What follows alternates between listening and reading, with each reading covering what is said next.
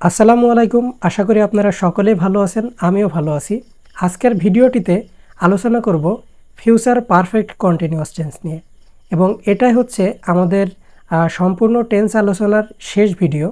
তো আজকের ভিডিওতে ফিউচার পারফেক্ট কন্টিনিউয়াস টেন্স কাকে বলে, চেনার উপায় এবং এর নেগেটিভ এবং ইন্টারোগেটিভ সেন্টেন্সের গঠন সব কিছু নিয়ে বিস্তারিতভাবে আজকের ভিডিওতে আলোচনা করব। ভিডিওটির প্রথম থেকে শেষ পর্যন্ত আমি আপনাদের সাথে আছি, মোহাম্মদ আশরাফুল ইসলাম। তো চলুন আজকের ভিডিওটি শুরু করি। ফিউচার পারফেক্ট কন্টিনিউয়াস টেন্স নিয়ে আলোচনার প্রথমেই আমরা ডেফিনিশনটা শিখে নেব। তো ডেফিনিশনটা হচ্ছে এটা: ভবিষ্যৎকালে কোনো সময়ের মধ্যে কোনো কাজ চলতে থাকবে বোঝালে ফিউচার পারফেক্ট কন্টিনিউয়াস টেন্স হয়।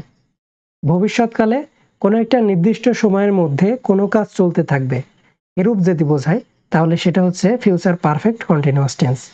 এবং আরও একটা বিষয়, সেটা হচ্ছে ভবিষ্যৎকালে দুটি কাজের মধ্যে যে কাজটি আগে চলতে থাকবে সেটা হচ্ছে ফিউচার পারফেক্ট কন্টিনিউয়াস টেন্স, এবং যেটা পরে হবে সেটা হচ্ছে সিম্পল প্রেজেন্ট টেন্স।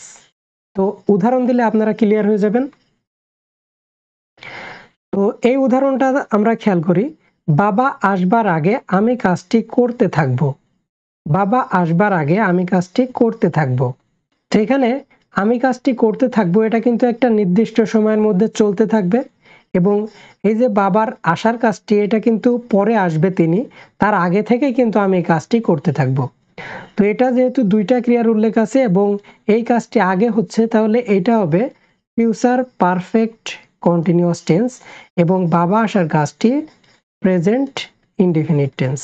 ওকে, তো এর ইংরেজি হবে I shall have been doing the work before my father comes.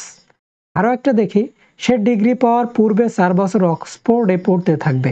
তার মানে তার ডিগ্রি পাওয়ার কাজটি হবে পরে, কিন্তু তার অক্সফোর্ডে পড়ার কাজটি হবে আগে। তো he will have been studying at Oxford when he gets his degree. তো আশা করছি আপনারা বুঝতে পেরেছেন, উদাহরণের মাধ্যমে আমি বোঝাতে পেরেছি ডেফিনিশনটাতে কি বলতে যাচ্ছে। তো এখন আমরা চেনার উপায়টা দেখে নিই। তো চেনার উপায় হচ্ছে, এখানে বাংলা ক্রিয়াপদের শেষে তে থাকবা, তে থাকবো, তে থাকিবেন থাকে।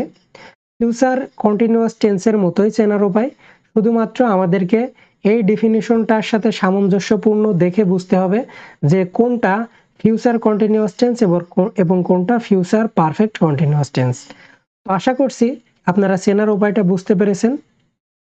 এখন আমরা গঠন দেখে নিই। তো গঠনে বলছে subject plus shall have been plus will have been plus verb plus ING plus object. এখানে দেখুন, এই ইংরেজি বাক্যটা খেয়াল করুন।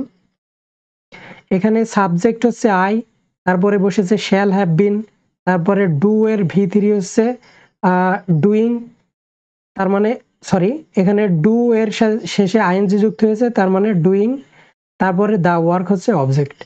তো এখানে আপনারা এই উদাহরণ থেকেই কিন্তু এই গঠনটা বুঝতে পারছেন। প্রথমে সাবজেক্ট, তারপরে শ্যাল অথবা উইল হ্যাভ বিন পার্সন অনুসারে, তারপরে ভার্ব প্লাস আইএনজি, তারপরে অবজেক্ট। তো এরপরে আমরা এর ইন্টারোগেটিভ এবং নেগেটিভ সেন্টেন্স কিভাবে গঠিত হয় সেটা দেখার চেষ্টা করি।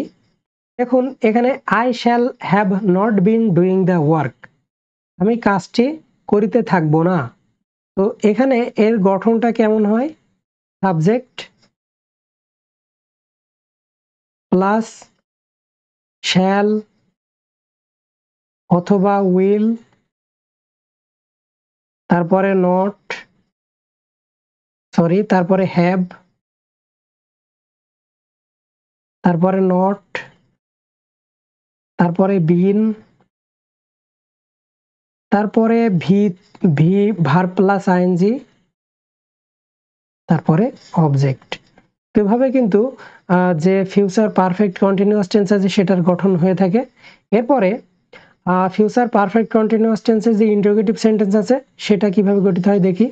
তো ইন্টারোগেটিভ সেন্টেন্স গঠনের জন্য প্রথমেই শ্যাল বা উইল নিতে হয়, তার মানে প্রথমেই শ্যাল, তারপরে অথবা উইল, তারপরে সাবজেক্ট, তারপরে হ্যাভ বিন, তারপরে verb plus ING plus object. তো এভাবে কিন্তু ফিউচার পারফেক্ট কন্টিনিউয়াস টেন্সের যে ইন্টারোগেটিভ সেন্টেন্স আছে সেটা গঠিত হয়ে থাকে। তো এটাই ছিল মূলত আজকের ভিডিও। আজকের ভিডিওটি কেমন লাগলো অবশ্যই কমেন্টে জানাবেন। যদি কোনো সমস্যা থাকে সেটাও কমেন্টে জানাবেন, আমি সলভ করার চেষ্টা করব। তো আজকের মতো এখানেই বিদায় নিচ্ছি। দেখা হবে পরবর্তী ভিডিওতে নতুন কোনো টপিক নিয়ে। সে পর্যন্ত সকলে ভালো থাকবেন, সুস্থ থাকবেন। ধন্যবাদ।